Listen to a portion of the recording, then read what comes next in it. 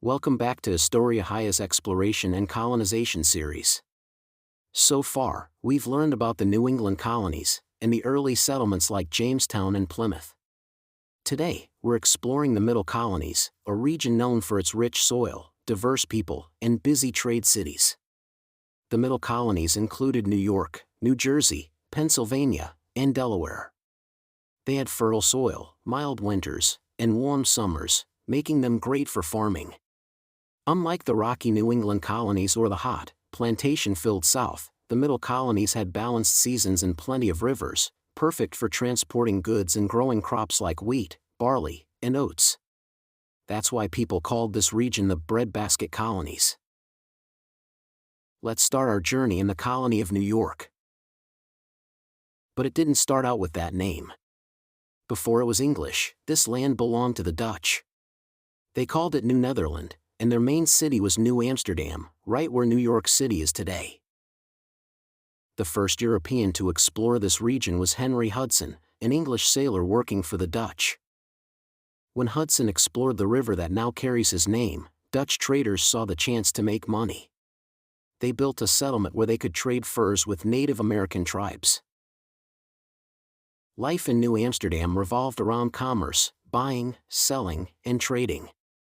People were so focused on business that they didn't worry much about religion. That meant people from many backgrounds were welcome: Dutch merchants, English settlers, French Protestants, Catholics, and even Jewish families. This mix made the city one of the most diverse communities in the colonies. But across the Atlantic, the English were jealous. They wanted the rich harbor and growing economy for themselves. In 1664, English warships arrived and demanded control.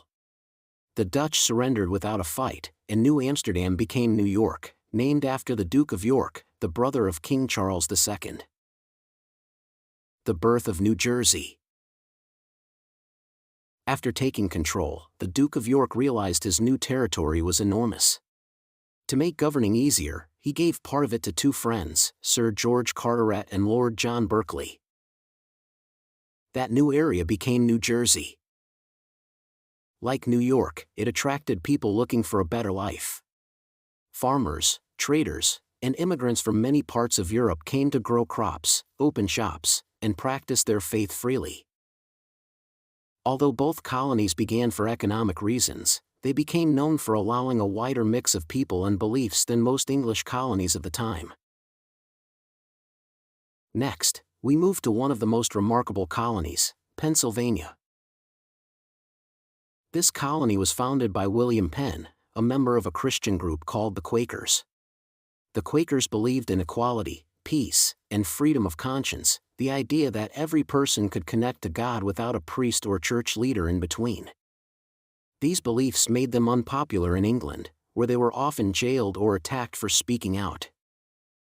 William Penn, however, came from a wealthy family and had powerful connections. He used his friendship with King Charles II to request land in North America. The king agreed, granting Penn a huge area west of New Jersey.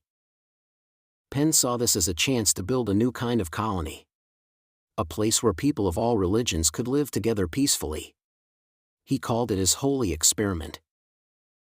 Penn wrote a plan for the government called the Frame of Government of Pennsylvania, which protected freedom of religion and self-rule. People from across Europe came: Quakers, Lutherans, Catholics, and Jews. Penn also believed in fair treatment of Native Americans. He met with local tribes, made agreements to pay for the land, and tried to build relationships based on trust and respect. While peace didn't last forever, Pennsylvania had fewer violent conflicts than most colonies. The final Middle Colony, Delaware, actually began as part of Pennsylvania. When William Penn introduced his Frame of Government of Pennsylvania, its promise of religious freedom and self-rule attracted people from across Europe, including Swedish colonists. These settlers built small communities along the Delaware River, in a region that became known as the Lower Counties. As the population grew, it became difficult for people living so far from Philadelphia to participate in Pennsylvania's government. To solve this, Penn allowed them to form their own assembly, giving them more local control. Over time, the lower counties separated from Pennsylvania and became the colony of Delaware, though the two remained close allies and trading partners. Let's review what we've learned about the Middle Colonies. The Middle Colonies stood out for their diversity and opportunity.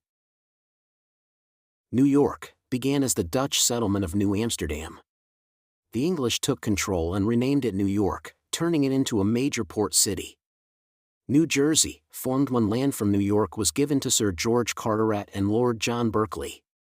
It offered rich farmland, trade, and religious freedom.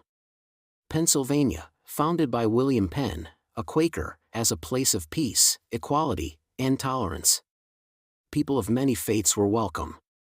Delaware, first settled by Swedish colonists, it later separated from Pennsylvania but remained friendly and connected through trade. The Middle Colonies had fertile soil, busy rivers, and growing cities like Philadelphia and New York. Because they produced so much grain, they were known as the breadbasket colonies.